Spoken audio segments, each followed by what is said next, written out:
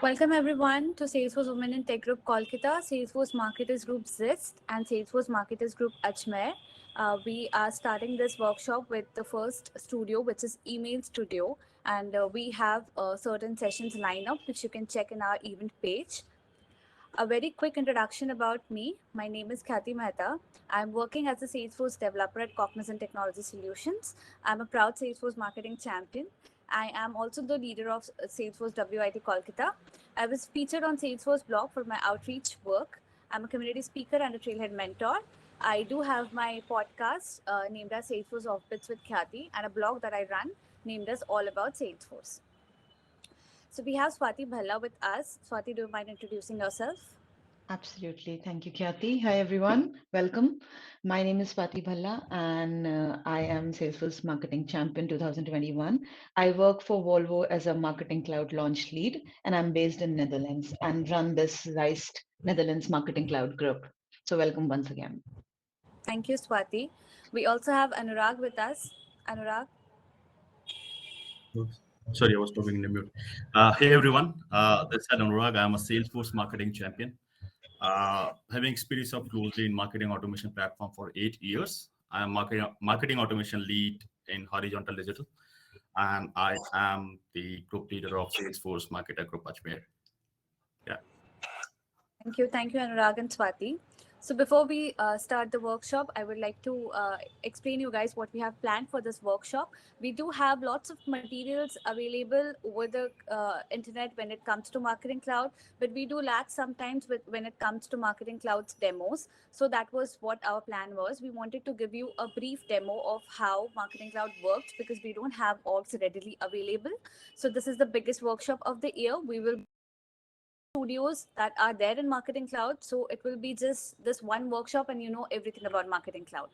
Please note that we will not be able to provide a practice org, but we'll do our best to include detailed demos. We will also try our best to cover all the release updates for each topic. So these are the points these are the topics that we are going to cover in this workshop. We might add a few, but I think we have covered it all, and we'll be starting with Email Studio. So we also have certain contests that we are running. We do have a Kahoot quiz at the end, so stay tuned, everyone. And we also have a sharing contest wherein you can share your learnings, your thoughts, or key takeaways from the workshop. And do tag us if it's LinkedIn. Then please do find our tags and like tag us and tag the group and the leaders. The speaker as well. And if it's on Twitter, you have the handles over here with the hashtags Trailblazer Community with Kolkata and with MC. Swati will be helping us and putting it in the chat so you guys will brief about how to do it. So, Email Studio Session 1 will be covered by Leslie Higgins. She is a Salesforce marketing champion. She is also a marketing cloud and Power developer. She is 8x Salesforce certified, and she also have her blog named as lesliehiggins.com and sfmckids.com. Over to you, Leslie.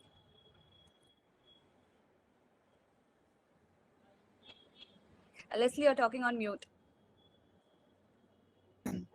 My dog will probably also say hi once, and then he'll go run outside and leave us alone. Well, good morning, good evening. It's morning in Colorado, in the US, but I know it is evening for you guys. But that is why I'm drinking coffee in a cozy sweatshirt. Well, you guys are probably enjoying your evening.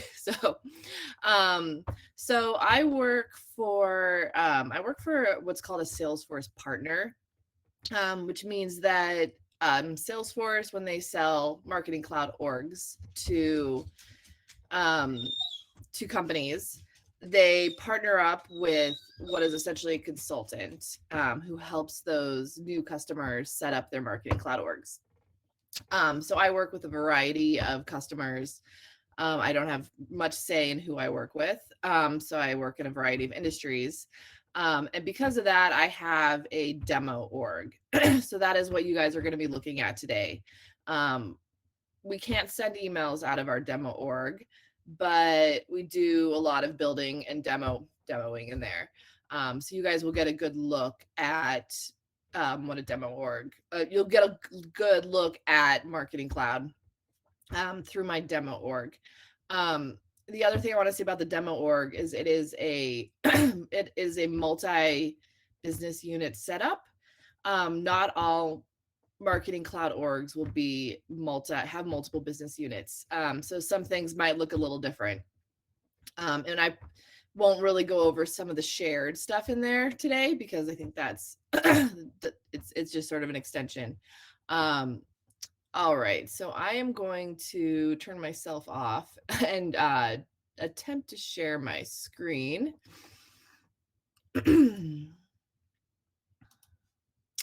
I'll just share my entire screen, but I don't want to share the screen.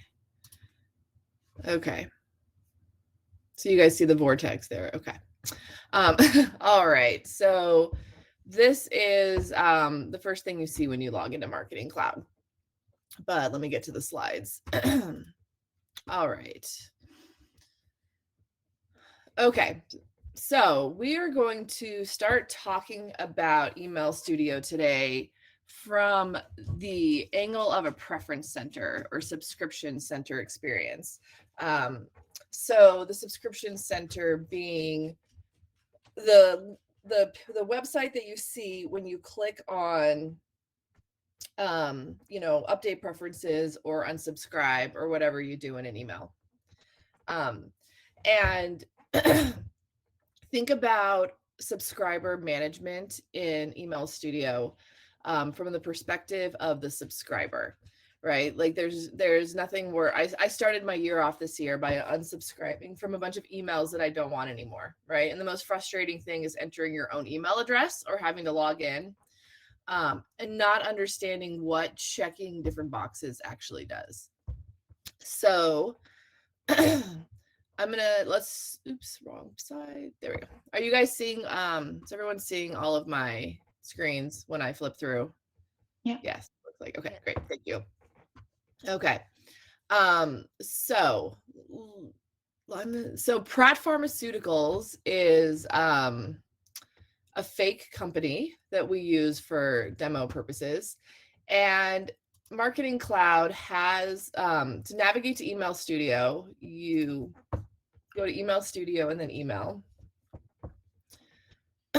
And we can look at the default profile center for Marketing Cloud. So it's very basic. It's very simple.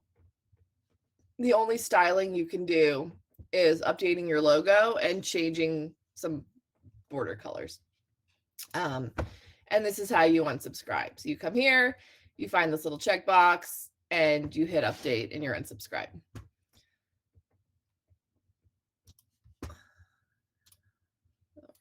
All my sides. Marketing Cloud also has the ability to build custom preference centers, and I'll just show you one really quick and then we'll pop back to the slides.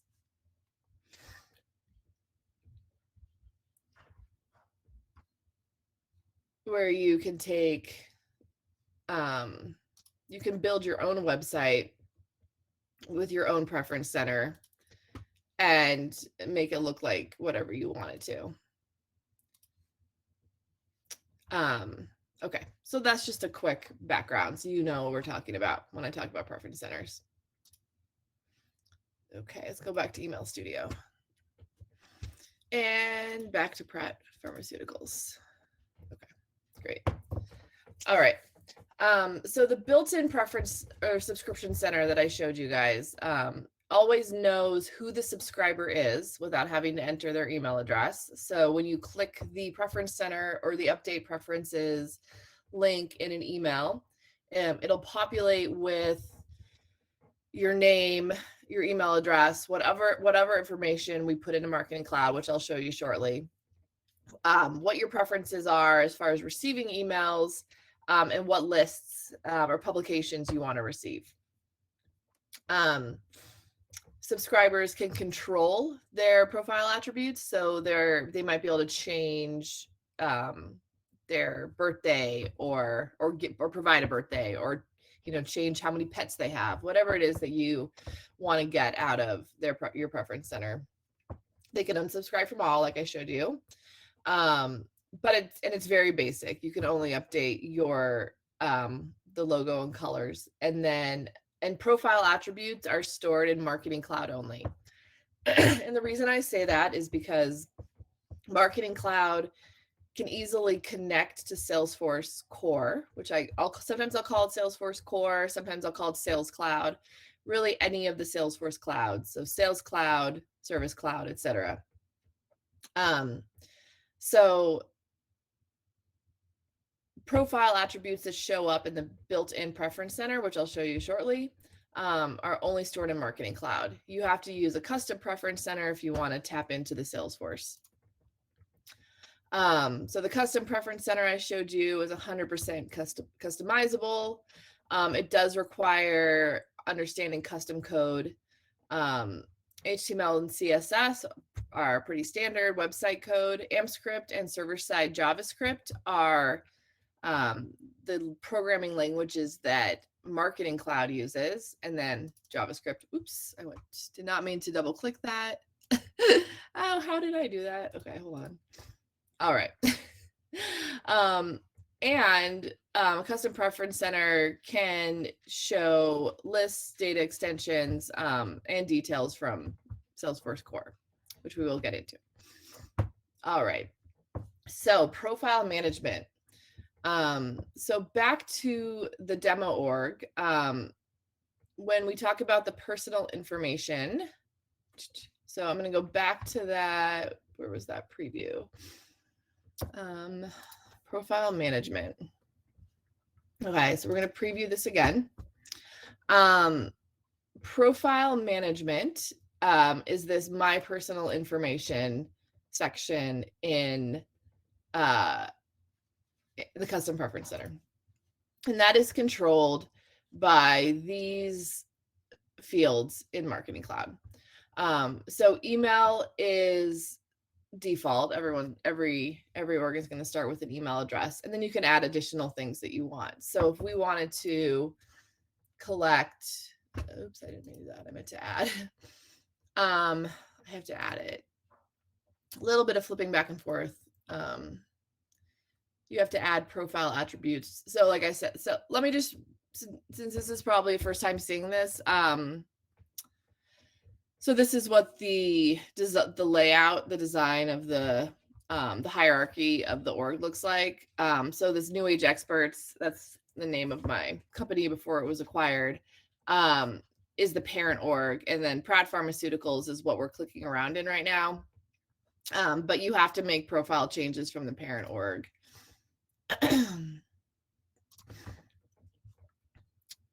So you come in here and you can add any sort of property that you want.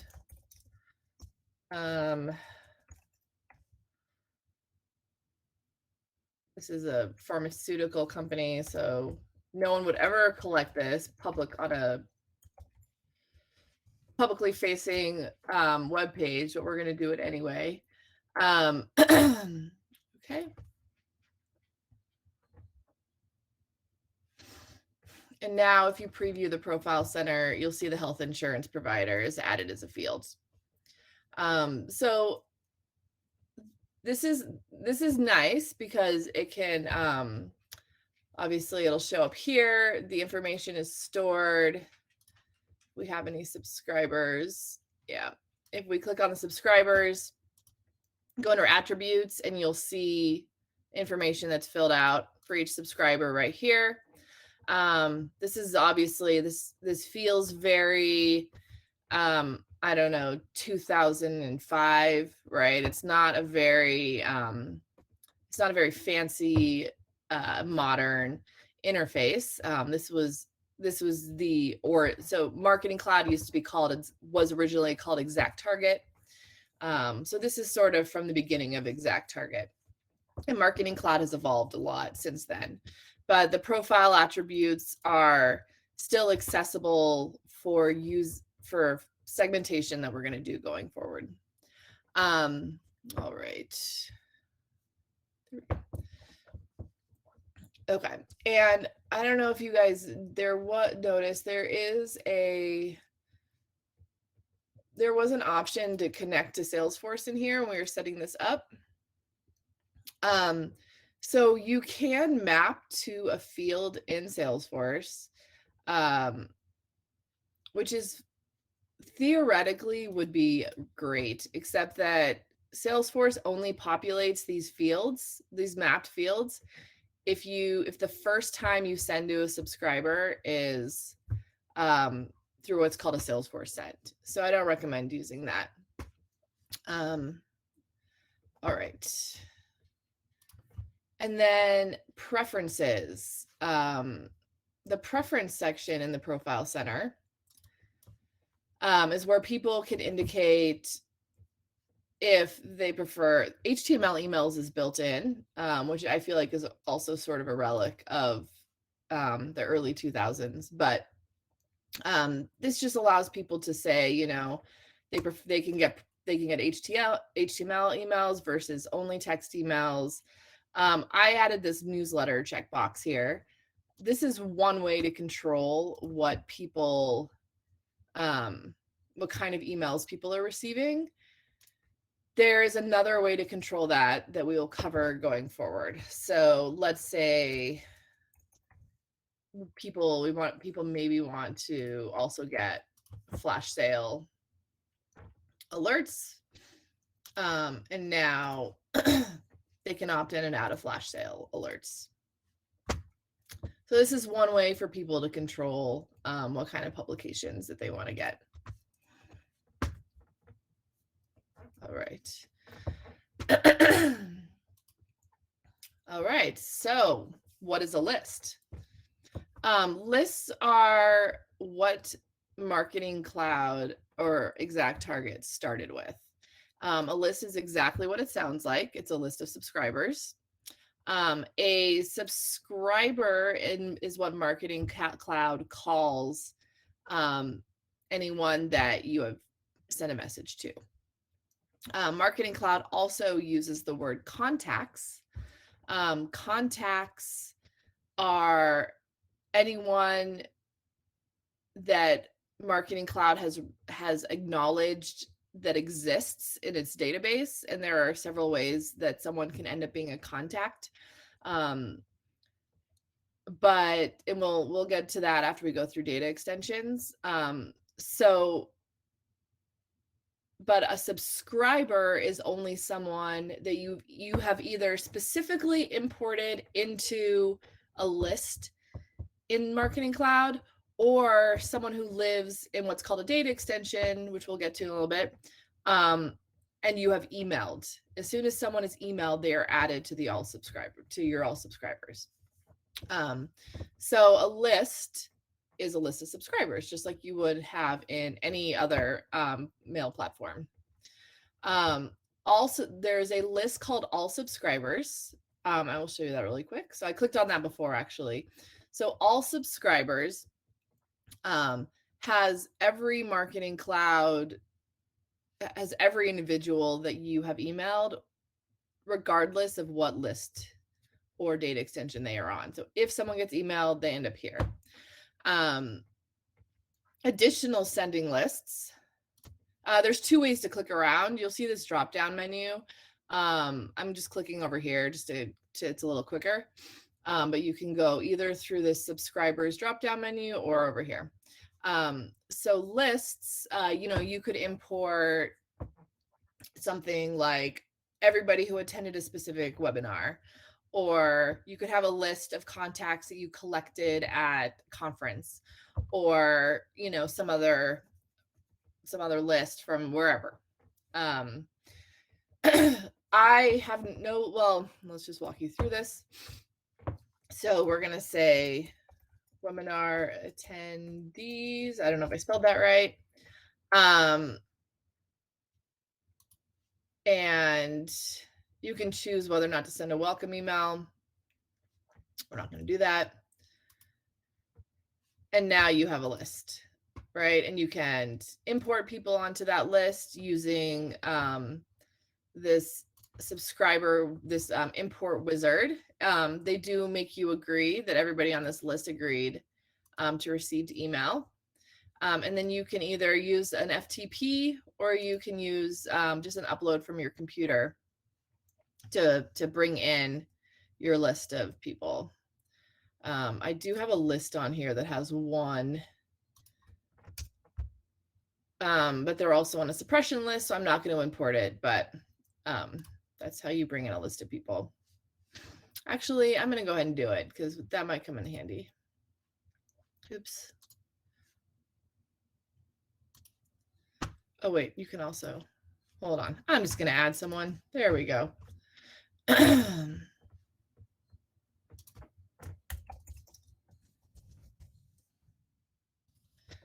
All right.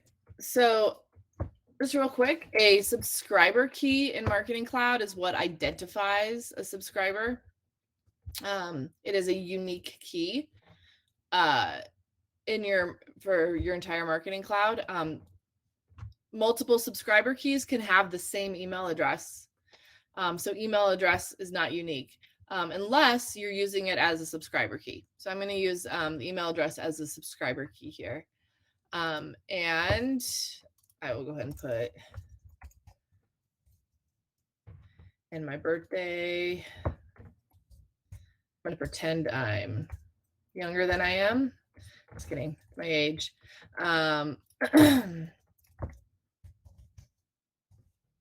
Okay. And they do not want to get flash sales.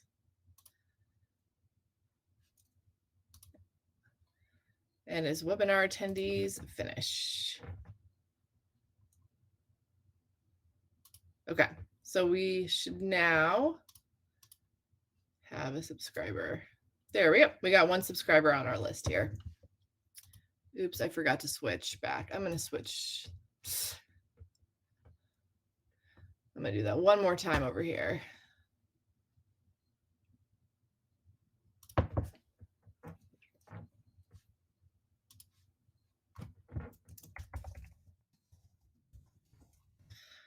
Apologies, I forgot to switch back to my child business, my Pratt Pharmaceuticals business unit.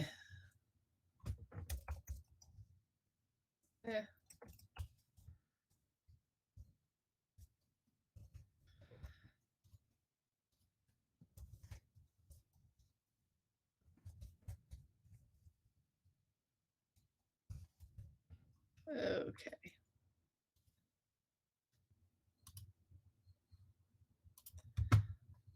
All right, we now have one person on this list. All right, great. All right, so lists, as far as sending emails then, you can send emails to a list. I'll show you what it looks like to send to a list really quick. We have one email in here. And we will go to my lists, webinar attendees, drag it over, next, and we can schedule or send immediately. So that's it. So it's pretty easy to send to a list. However, lists are not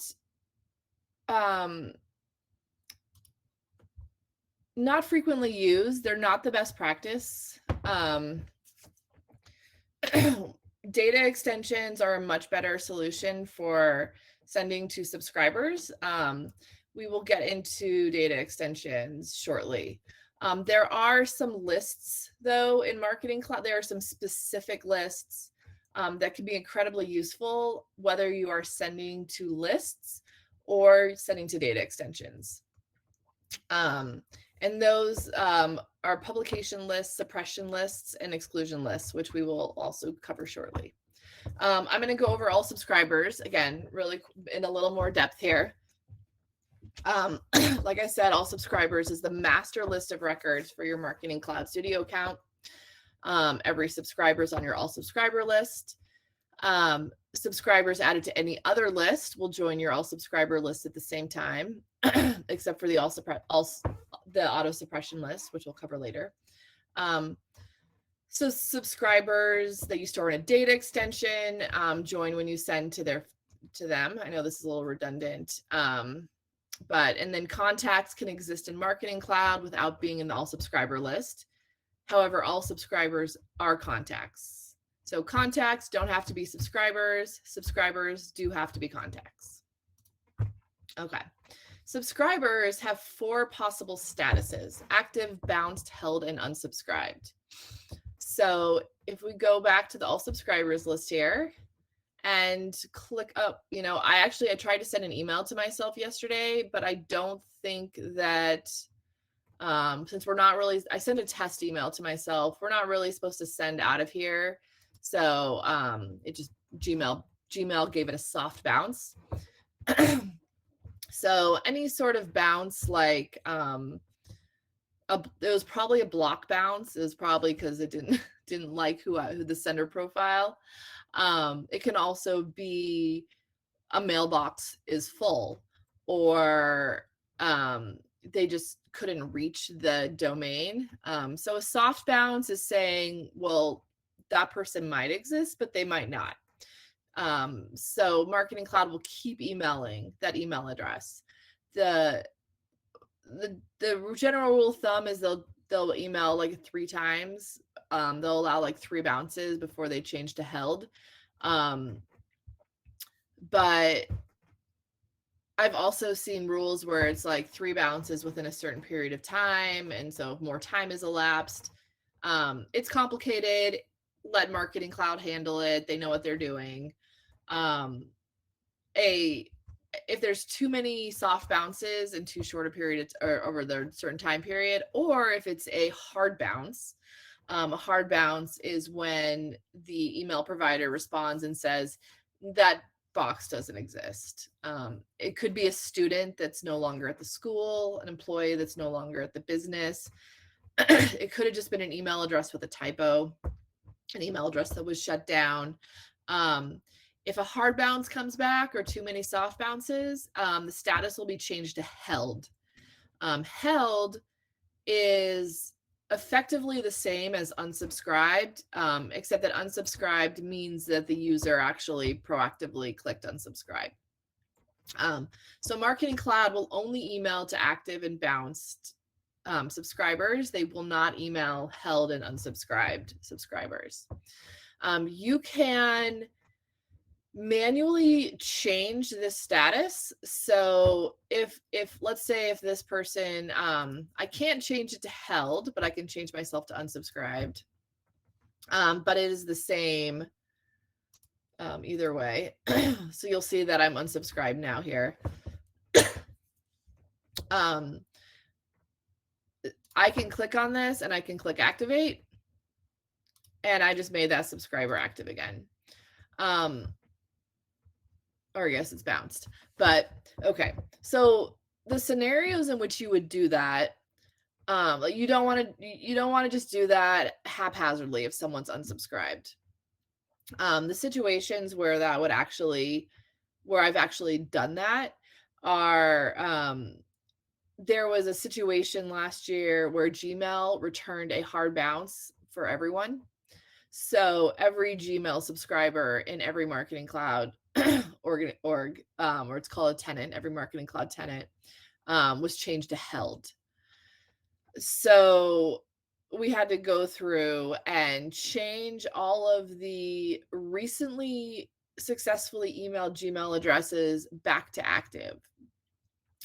So that was a big Gmail whoops that happened worldwide.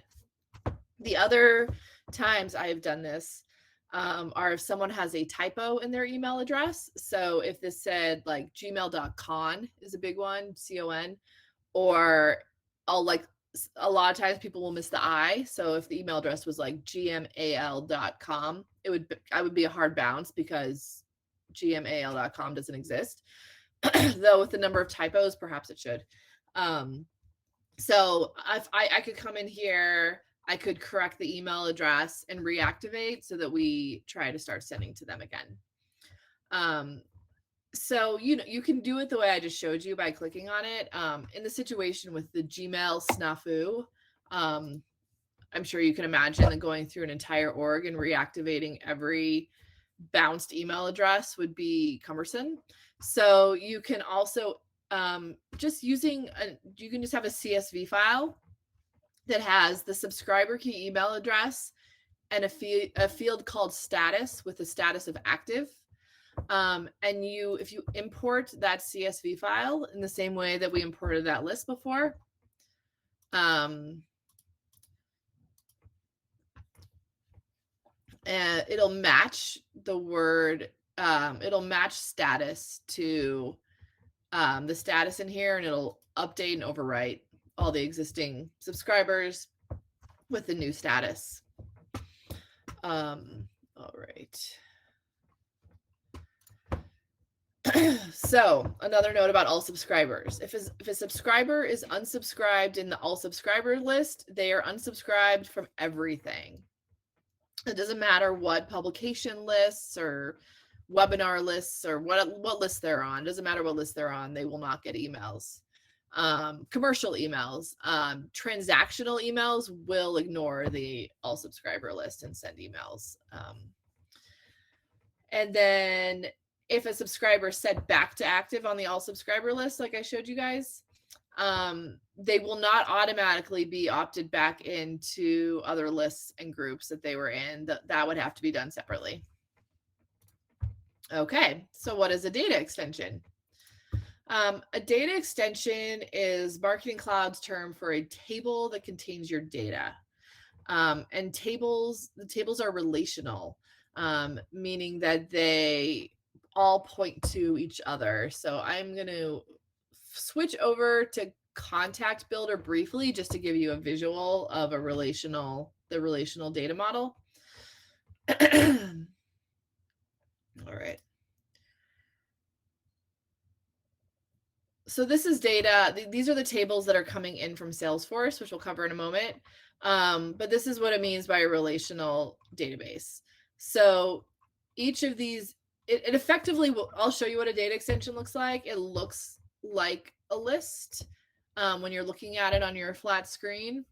But in the background, it has a relationship to other tables based on keys in each of the table.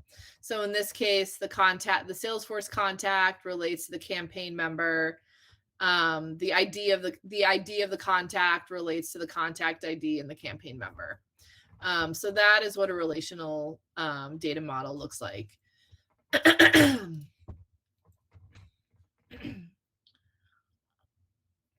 I'm going to mute for a second and cough and see if I can get this out of my system.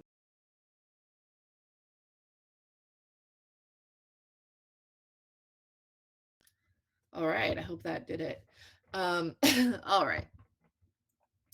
So there are three folders, or there are three types of data extensions in Marketing Cloud. You have your standard data extension. You have filtered data extensions, which is, we will cover that more in depth later, but it's a drag and drop way to narrow down the data on a table. And then you can also make random data extensions. So you can just select a random audience. All right, there are three data extension folders in Marketing Cloud. So we have, so if you go back to subscribers here, they're a little scattered, but we'll start with regular data extensions. And you can see them on the left side of the menu too. These are Marketing Cloud's built-in data extensions. Little test data extension here.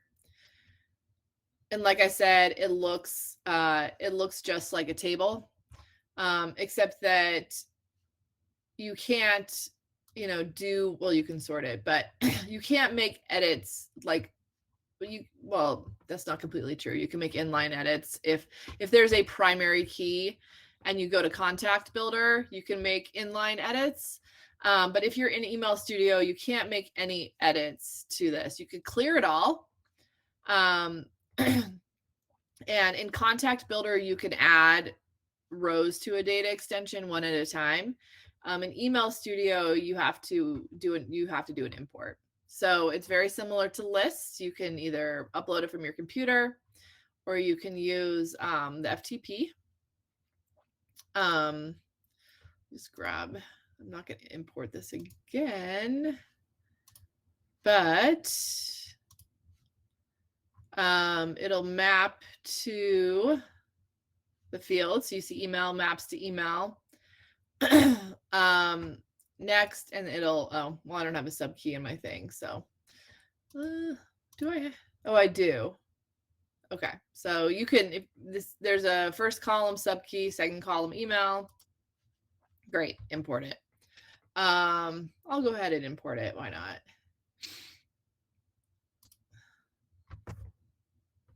Okay.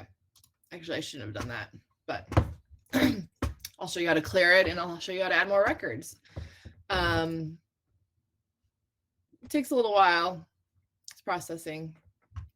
All right. So those are regular data extensions, and it's important to have a good file system here. You just right click on the folder and create a new folder. Stay organized in there. The next is the Salesforce data extensions. Salesforce data extensions are, actually, let me just back up. So the regular data extensions, Salesforce data extensions act the same way as regular data extensions. So you can import with CSV or a TXT file. You can also, I showed you the FTP file. So if you use the FTP, there's a couple different ways to do it, but you have there, Marketing Cloud has its own FTP folder. You drop files into, and you have to set it up in Automation Studio. It'll import based on the name of the file. I will leave that for when you guys get to Automation Studio stuff. You can also import from a Salesforce report. So since Marketing Cloud is connected to Salesforce, you can do an import activity, which I think will probably be covered later as well in another session. That'll bring that import, the stuff in this. It is effectively the same way as, you create a report in Salesforce and import it. I actually, even though I'm connected to Marketing Cloud in most of my orgs, every once in a while I find it easier to create a Salesforce report and bring it in than to write a SQL query in Marketing Cloud. Like I said, imports can be automated in Automation Studio using the SFTP. You can also add rows with the Marketing Cloud API. And like I said, it's important to create a file structure early on and stay organized because it can get really unruly in there. So the Salesforce data extension folder is effectively the same as the data extensions folder, except that it can be accessed by Salesforce sends. So there's something like 13 or 17 different ways to send an email in Marketing Cloud. It can be a little overwhelming, but if you ever do a Salesforce send,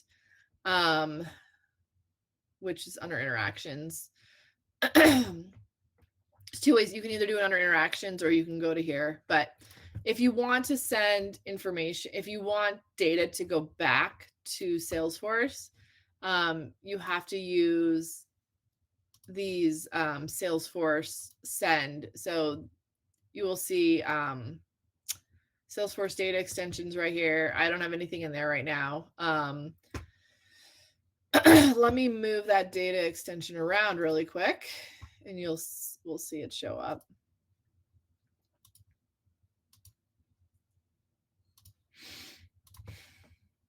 Okay. So now if we go to send an email,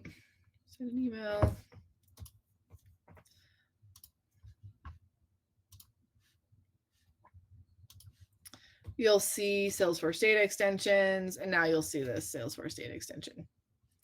And you'll see that this gets added to the all subscribers list. All right.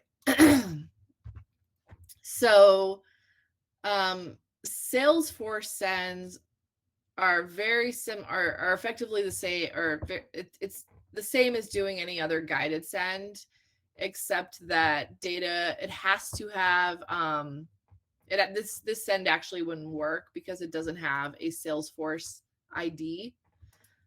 Let me put that back. Okay. So in order for data to get pushed back to Salesforce, you actually have to have, it has to be, the data extension has to be in the Salesforce folder, and the subscriber key in that sendable data extension has to match the ID of the contact or lead in Salesforce. It's an 18-digit ID that identifies contacts and leads in Salesforce. So that way, when Marketing Cloud writes the record, it knows who to attach it to. And it creates these individual email results, which is a custom object that's created by the Marketing Cloud package. And records show up in Salesforce. All right, the Synchronized data extension folder displays standard and custom objects from Salesforce core, so Sales Cloud, Service Cloud, etc. You cannot add data to those data extensions in Marketing Cloud. You can only add it in Salesforce, and it'll show up in Marketing Cloud in about 15 minutes, depending on 15 minutes or less, depending on longer, 15 minutes or longer, depending on how you have your synchronized data extension set up. If you want to send an email to a group of contacts and leads in Salesforce, which is the primary objective of connecting the two, then you either need to use a filter, which we'll cover later, or a SQL query activity in Automation Studio to move data from the synchronized data extension folder into a regular data extension folder. So synchronized data extension folder, we have 23 leads coming in from the dev org that this is connected to. And I'm going to go ahead and skip ahead a little bit and click this filter. So if I wanted to email all my leads, I would come in here, I would select email, is not empty, and I would save it, and I would call it email leads with email, and I would put in the regular data extension folder. Just create a new folder there.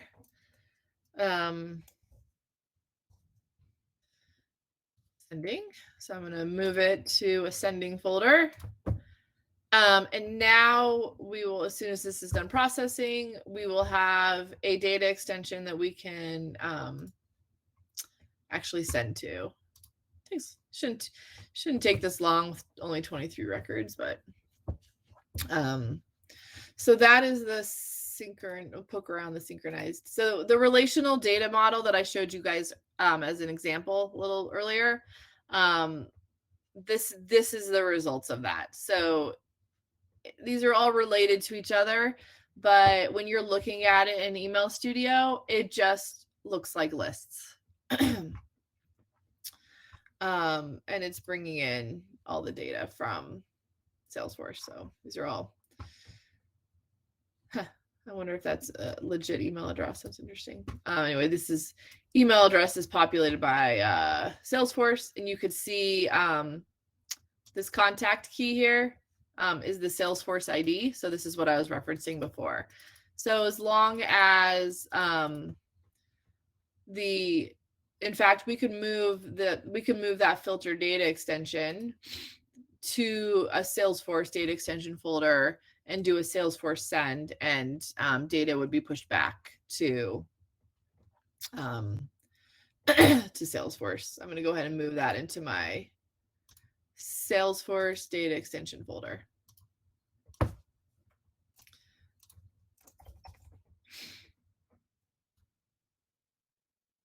Let's see, did it do that? Sending. There we go. All right. Okay, a special note. I wonder what that note is. Yes, again, if you want data to be passed back to Salesforce, you have to use data extensions, not lists. Okay. All right, there are two ways to send data back to Sales Cloud. One is that Salesforce selecting the Salesforce, selecting a data extension out of the Salesforce folder.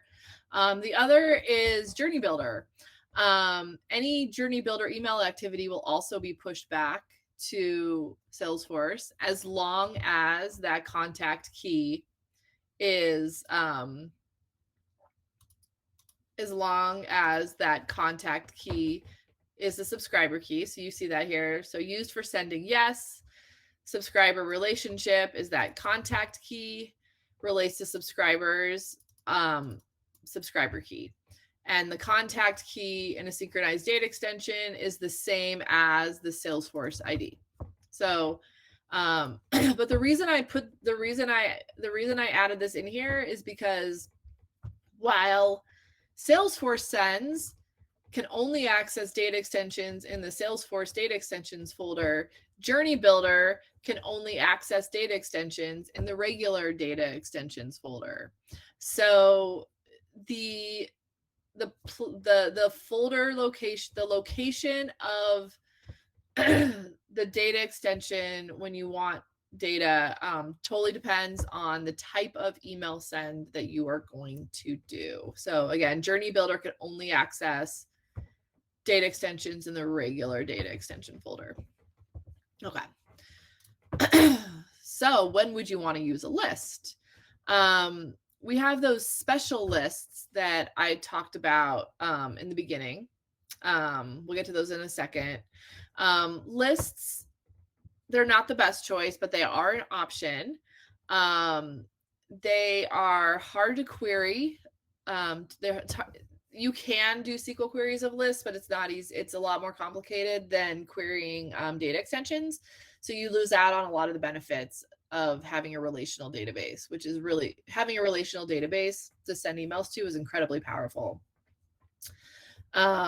You can programmatically update lists, but it's hard. You have to write some scripts, but they are easy to manually update. So that's nice. Lists are a great option. If you like, there'll be some old orgs that still use lists. I don't use them. I don't recommend them. There are some helpful lists. So publication lists. These lists can now all be used in conjunction with data extensions. So publication lists allow people to choose what emails they are getting. So having a separate publication list for each communication type enables you to honor an opt-out request from one publication type without unsubscribing that person from all previously subscribed to publications. So an example would be like a newsletter. So earlier we created newsletter as a preference. But in this case, we're going to create it as a list instead of a preference. And publication lists can be private or public. So let me show you the publication lists. I have already created an internal publication list called KYC, like just know your customer. I created this for, no one's on it yet because I can't send emails. I made it private because if you remember before when I showed you the Prefrence Center pop-up, lists are going to show up on there underneath. Any publication list is going to, under Subscription Center here, is going to show up here. So you need to make sure that the name that people see here, the name and description, is something that you're okay with your subscribers seeing and makes sense. So something like KYC wouldn't make any sense. So let's create a new publication list called newsletter. Weekly updates about our business and industry. And we are going to make it public. So now, when we preview the Subscription Center, we'll see newsletter right there. And now people can choose if they want to receive that newsletter. So this is nice because now that newsletter exists, when we go to do a send,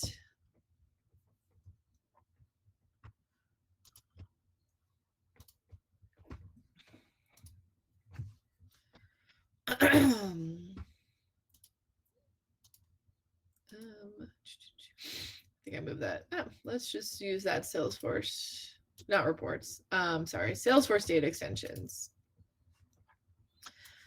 We're going to drag leads with emails, and we are going to select newsletter. And now when people opt out of that newsletter, they will be opted only out of receiving the newsletter. They won't be opted out of everything. So this way people can, it's always better to let people opt down instead of opt out of your emails, right? So if someone's just sick of receiving the newsletter, but they still want flash sale alerts, then they can opt out of the newsletter without opting out of everything. Of course, people still have the option to click the unsubscribe from all, which will unsubscribe them from everything. All right. Yep. So like I just said, a subscriber who unsubscribes from a publication list won't receive emails to that publication list anymore. So they could unsubscribe from sale announcements, but still receive emails from the newsletter. An account level unsubscribe or universal unsubscribe was what I just showed you with this. If they click the unsubscribe from all, and then they'll never get anything. All right. The next type of list is a suppression list. So opposite of a publication list, a suppression list is a list that people could choose to not be on, or choose to not, a way for people to say, I don't want to get something in a different way. So a suppression list, or it can also be one that you create yourself. So a suppression list is a list of subscribers that you don't want to receive your communications. They serve as a do not contact list for your email sends. For example, addresses with a history of spam complaints. You could import that list. You could import a list of people who unsubscribed from your, like a previous email platform, which is a big deal if you're migrating from one platform over to Marketing Cloud. You might not want to email your competitors, especially certain, like there might be industry news that you don't want your competitors to get. Cancel customers would be if you have like an e-commerce platform or some sort of subscription platform that's separate from Marketing Cloud, and you want to keep a list of people who canceled there so they stop getting emails from Marketing Cloud. These can also be private and public. Another example of a public suppression list that comes up once a year is sometimes people want to opt out of emails about Father's Day. Sometimes people want to opt out about emails about Mother's Day. There's a lot of sensitive holidays that people just don't want to get marketing emails for in other situations like that. So you can create a public suppression list. All right, so we'll go into suppression lists. And I do want to point out, like I said in the beginning, you'll see the word shared every once in a while here. That's because, like I said, it's a multi-org environment. So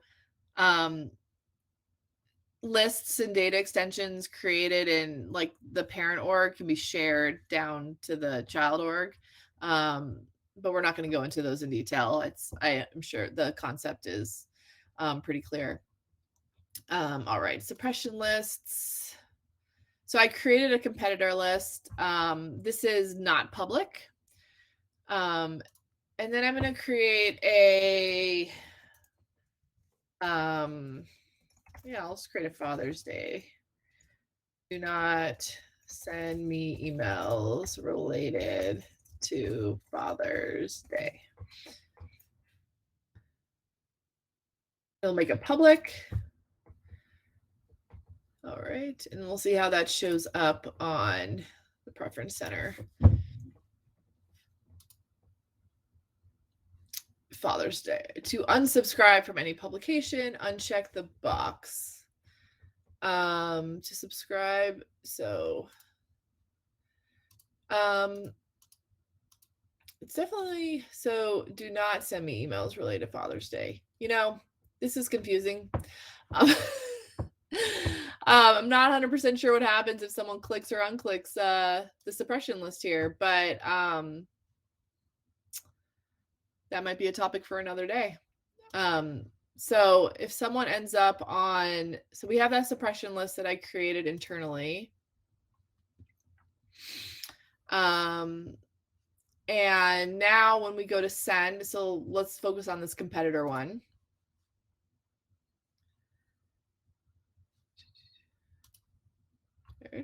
Click more info.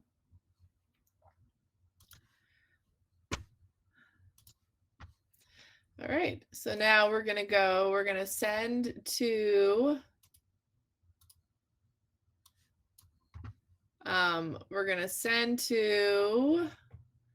this is KYC, because know your customer, because it's that it's a form to fill out more information. But then I am going to not send to competitors. Oh, why isn't it letting me do it? Is it because interesting? Let me try not doing a Salesforce send. Let me try doing a regular data extension. All right. Isn't there, where's my, what happened to my data? Oh, there it is. I moved it to the parent folder. Okay.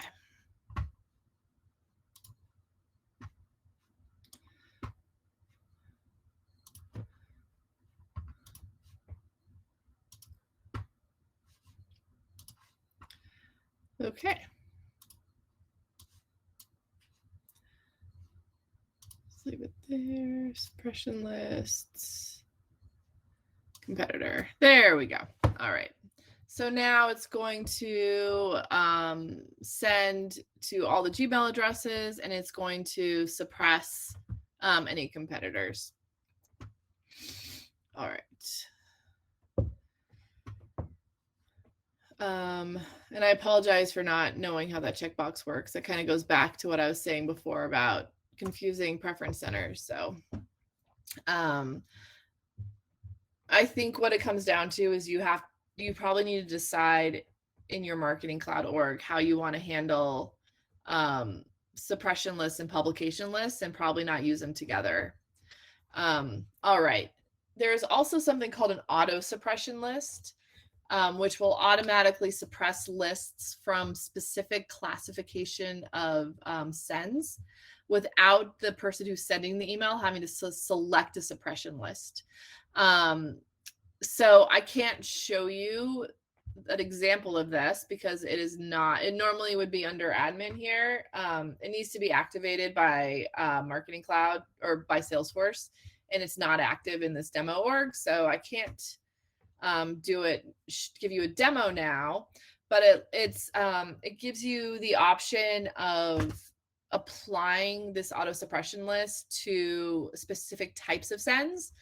So you can choose different sender profiles. Like if you can create different sender profiles, which I'm sure you'll see in another session, with different email addresses and different names. So you could have it, like, let's say we have a marketing at Pratt Pharmaceuticals email address, and we have a support at Pratt Pharmaceuticals. You can have an auto suppression list that applies to any email that comes from marketing at Pratt Pharmaceuticals.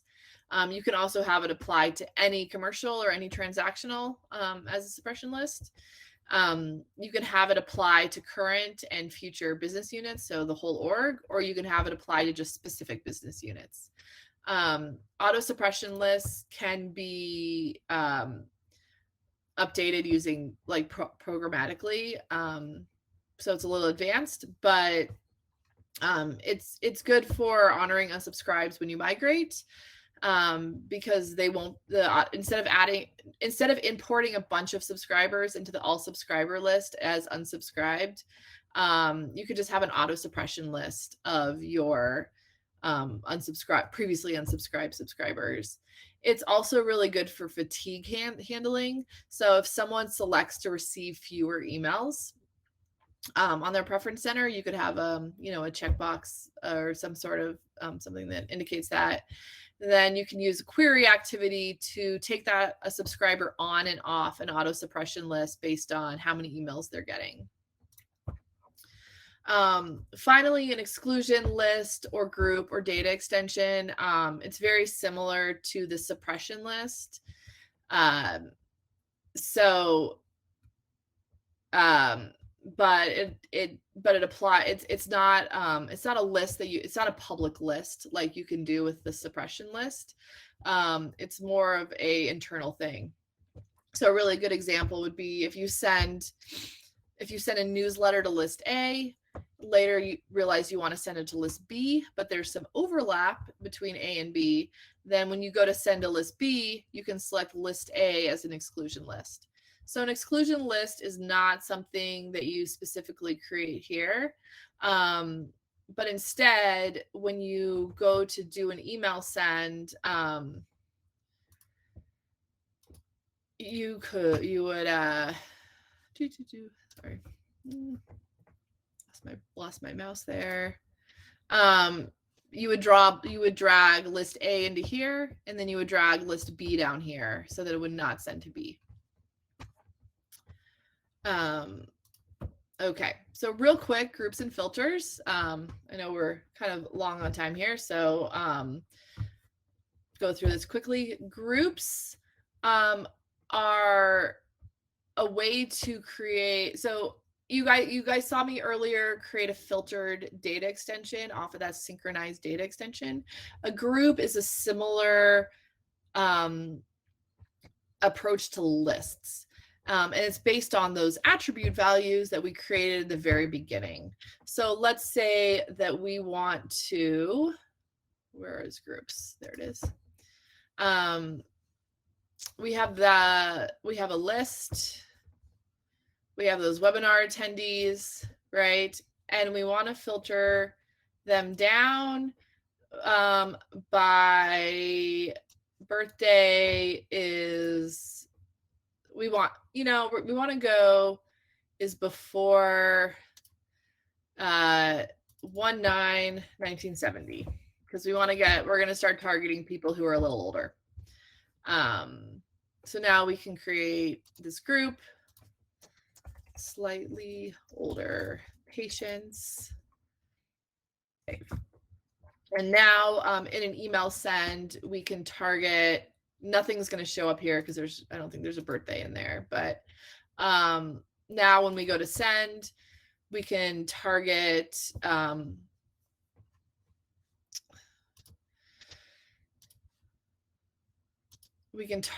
group of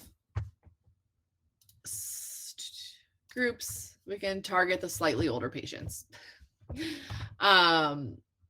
It's very applicable for a pharmaceutical business. You can also do a random group, which is, there's plenty of use cases for that, especially if you want to create a couple random groups and do some testing, some like A/B testing type of stuff. Filter data extensions I showed you earlier. The drag and drop filtering of the synchronized data extension. However, so I showed you how to do a basic filter. If you wanted to send an email to this filter data extension now, you would have to update it right before you did the send. So you click this little refresh button here. It'll refresh, and then you go perform the send. There's another way to create instead of creating a filter data extension, you can also create a filter. So I'm going to take contacts, and I'm going to do the exact same thing. I'm going to say contacts. Instead of creating save and build, I'm going to click save as filter. So contacts with email. Save it under data filters.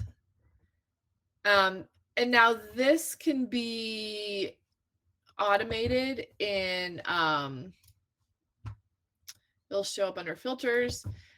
This can be automated in Automation Studio at this point. And once an automation is created in Automation Studio to automatically update this, it'll create a data extension that'll probably be in the Synchronized data extension folder that you'll have to move. But now, and it's probably, let's see if I can get this to, I actually haven't done this before, so hope I don't see any surprises.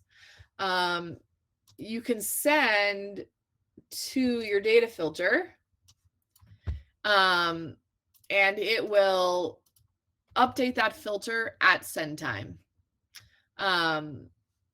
So those are the two ways to do filtered data extensions. And like I said, they can be automatically refreshed in Automation Studio. Okay, this is the last piece, measures.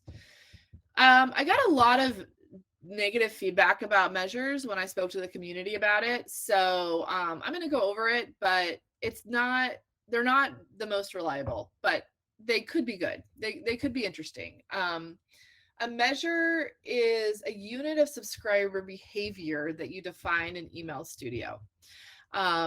So there are actually some built-in measures. As a concept, this is fantastic. There's total unsubscribe, like you can, Marketing Cloud is already doing this segmentation for you that has how many sends someone's received in the last 30 days, how many have they opened, how many have they clicked. And then you could use that in, and you can make your own. And it's a very nice, like, point and click. So you could say, you could select a job ID, or you could select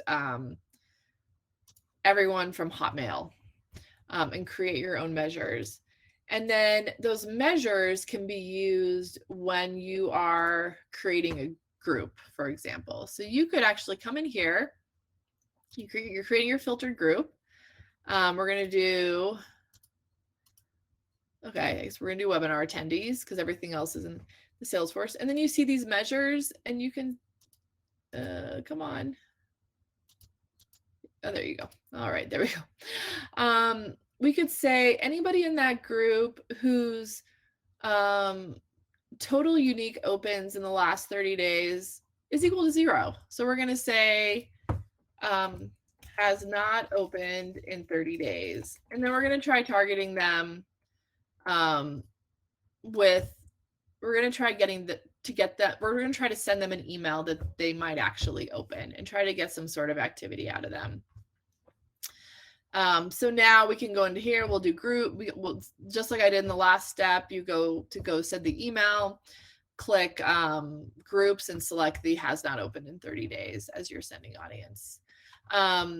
So great, seems great, right? The feedback I got is that the data is not always up to the minute accurate. So it like those measures aren't refreshed very frequently.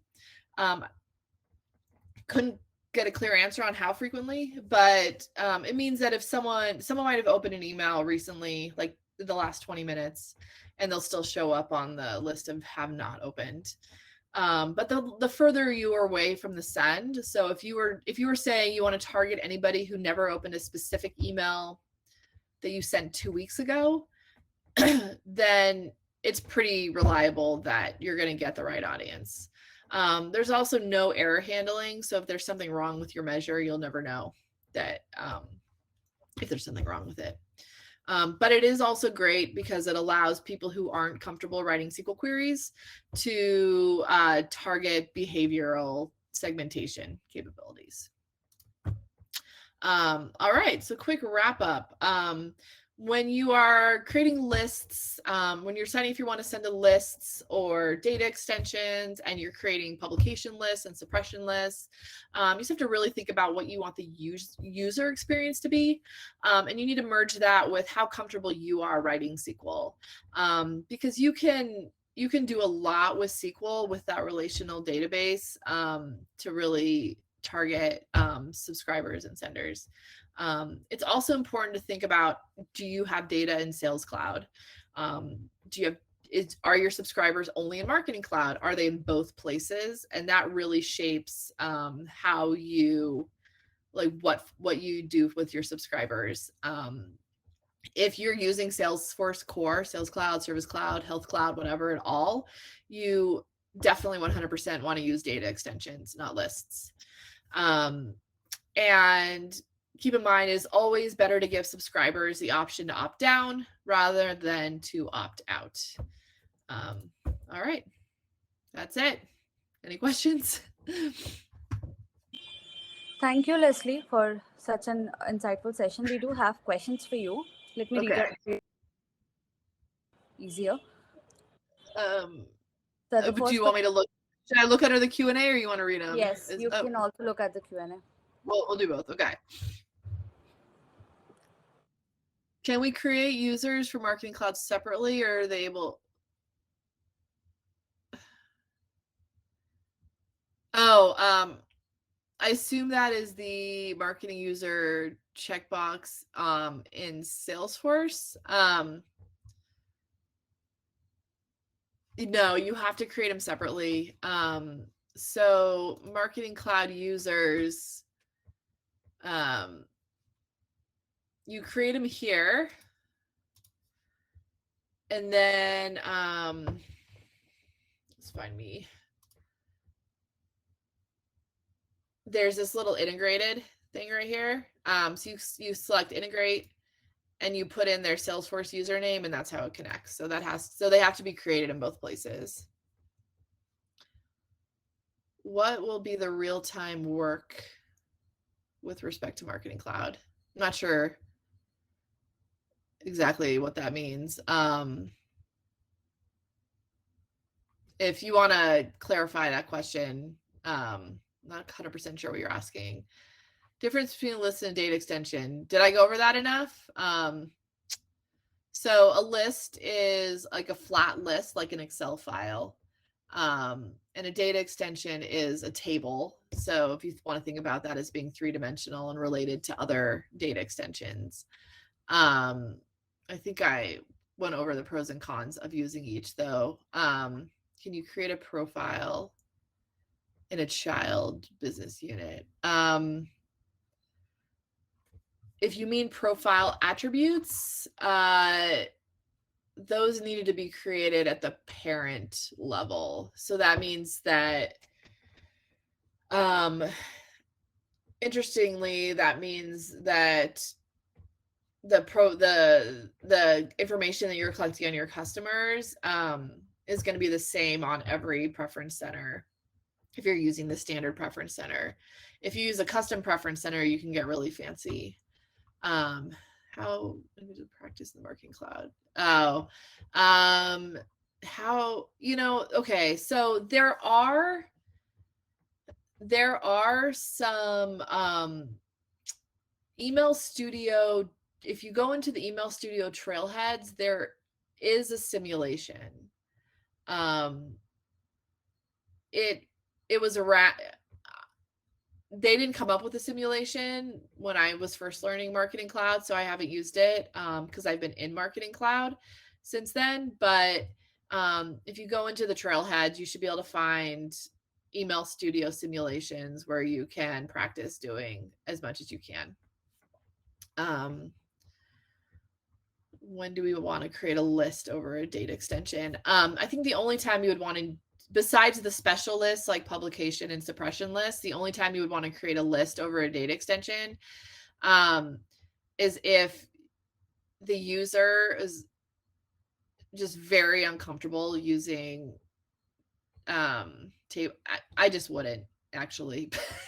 So, I mean, that's my answer. I can't really think of a good reason to use sending lists rather than data extensions. But I do think publication and suppression lists are fantastic. But just a flat list that you're going to email to, I just don't recommend it. So I can't really think of a time when you would want to use it.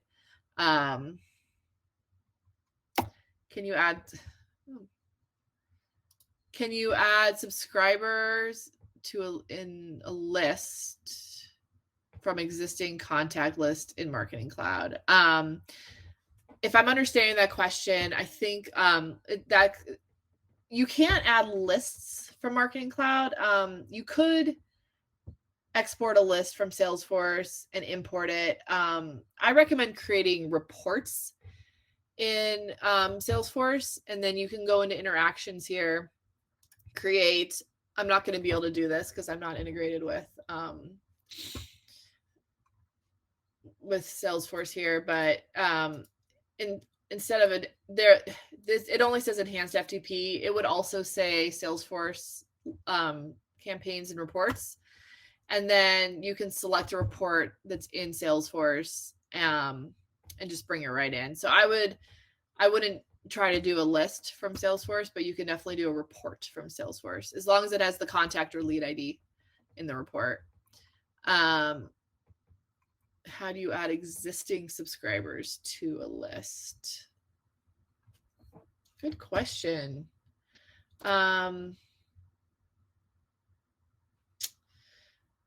So as far as publication lists go, that's a good question, actually. I would probably do an export of my all subscribers and import it, because you can do an export here. You could export everyone who's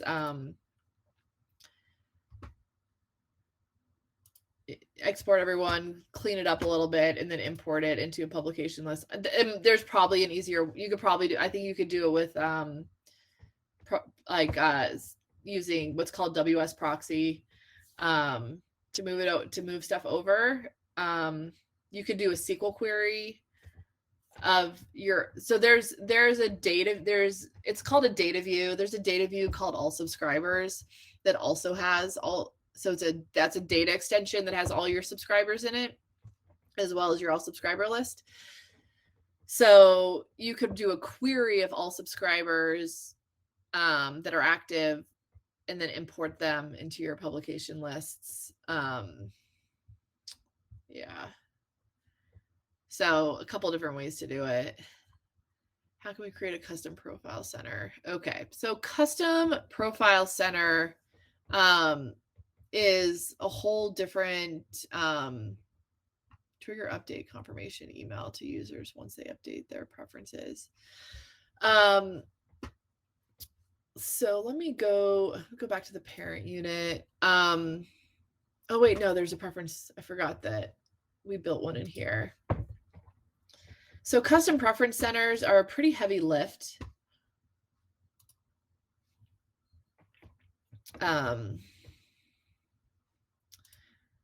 This is what it looks like on the back end. So this is AMP script. So this is retrieving, this is retrieving information out of Salesforce. It's doing some unsubscribe stuff or checking for current subscriber status. Yeah, it's a lot. So there's a lot of blogs. There's a handful of blogs out there that have sample code. There's a lot of consultants. It's definitely a good skill. If you Google custom preference center, there's some pretty good resources out there that you can just grab sample code from. But it's definitely not a light lift, as you can see from the back end there. As far as triggering a confirmation email, I would add in here, like once the submit button was hit, you can use AMP script to do a triggered email send that you would to send a confirmation. So it's a heavy lift, but I love making custom preference centers, especially since I have a base code for it. So I already have a pretty good starting point, and then I just customize it for customers. It's a lot of fun to learn. I highly recommend it. What is the work of Sendbox? I'm not sure what. I'm not sure what that question is. If you can clarify that. Why is it important to create a file structure? Because the more lists you create, the more muddled everything gets. So I just highly recommend staying organized early. There is a Chrome extension that this company called DE Manager makes. Oh, DE Select. Sorry. DE Select is the name of the company. They have a Chrome extension that'll search for data extensions and tell you where they are. But if you're organized early, it'll be easier to find your various data extensions and lists and stuff like that. An example of a Salesforce send. I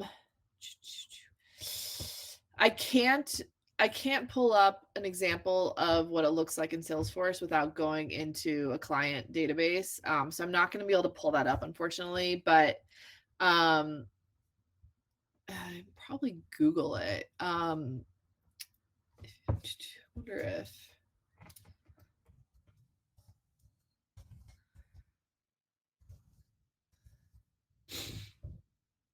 All right. So it ends up looking, so it looks, you end up with a related list with all of the sends. So you see that related list with a list of sends, and then the details of it will have, you know, when it was sent and if it bounced, if it was opened. So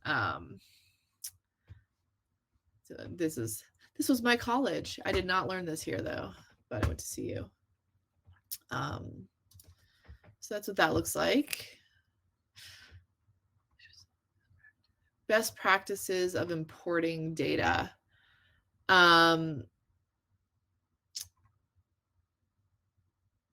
Sure. I mean, I would say, you know, always try to import the clean data.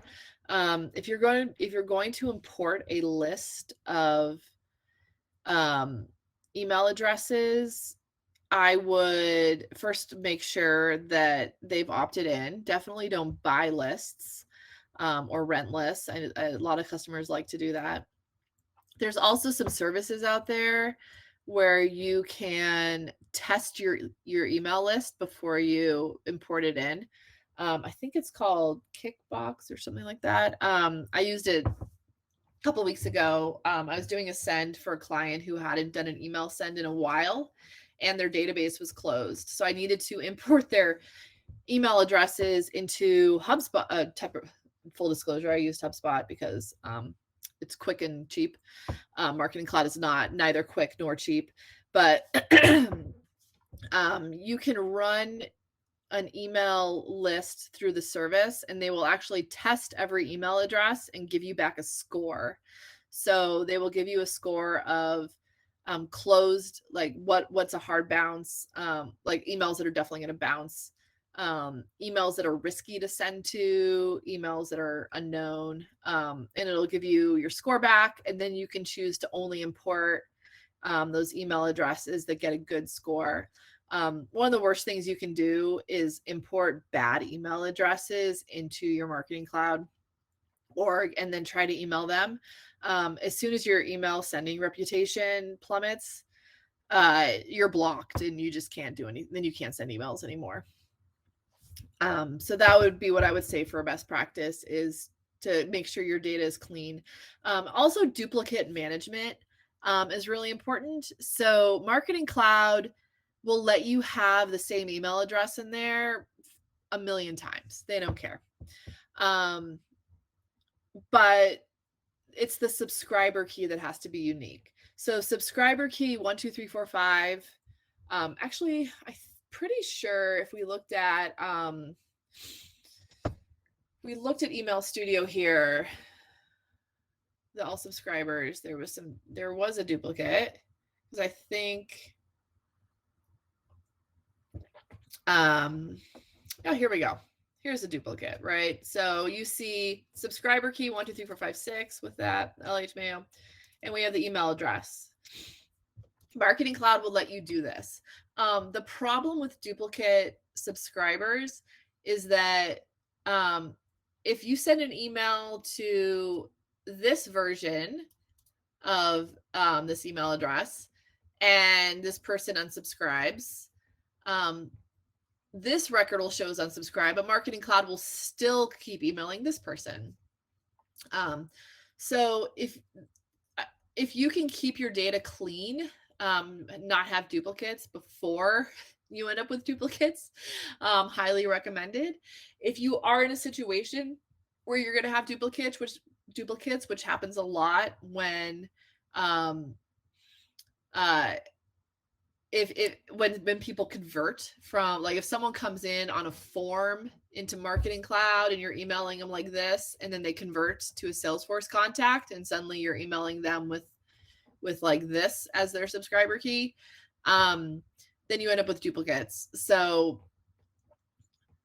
there are ways I use SQL queries to identify duplicates, and then I delete the duplicate subscribers. I just do a hard delete and get them out of the system altogether.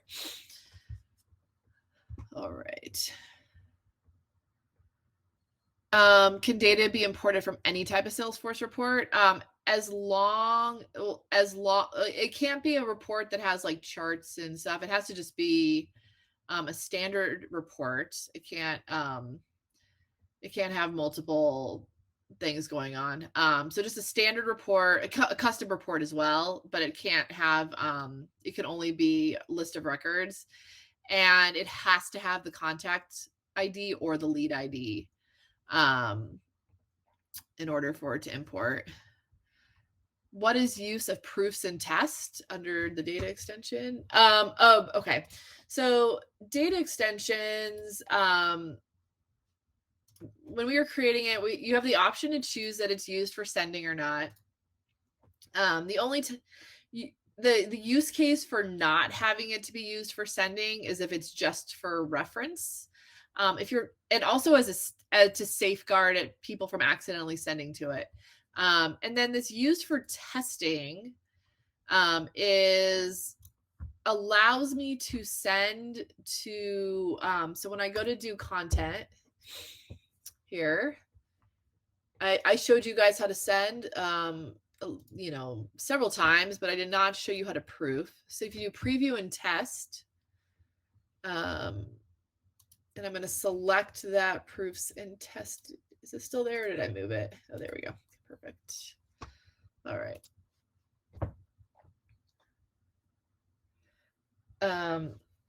All right. So when I click on this envelope with the test tube there, I can actually send a proof to this because this data extension was marked as for testing. It appears here. You'll see that those other ones I created, I guess this one was marked for testing too. I did notice that. So if it's marked for proofs and testing, it'll show up if it's marked as a testing data extension, it'll show up here. And now when I click send test, it'll actually send a test to everyone in that data extension. So you have to be very, very careful with marking data extensions for testing, because worst case, it would be a huge error if you sent a test email to a list of subscribers like this, because preference center, you don't want to send an email that has the word test on the beginning of it. That's pretty simple, right? Is it possible to add a new row of data? For example, age of subscribers in an already created. Okay. Yes, you can add a new row of data, not to a filtered data extension, but to a regular one. So I can come in here, and I can do edit fields and add another field. However, I can say null. If there's already records in it, you have to make it ability to be nullable. However, the primary key is not changeable. So if you are creating a table and you have a primary key and you decide you want a different primary key, you have to create a new table, a new data extension. If you create a data extension with no primary key and you realize, oh crud, I wanted a primary key, you have to create a new data extension. The good news is that if you've already created all the fields, you don't have to totally start from scratch. You can create from existing. Find that and then change the primary key. Birthday didn't show up because it wasn't done saving, but you can change the primary key here to email and create a new data extension. All right. Leslie, I suppose you have covered all the questions below. Okay. Oh, you were answering them. Okay, cool, awesome. Yeah. Thank you for such an insightful session. Yeah.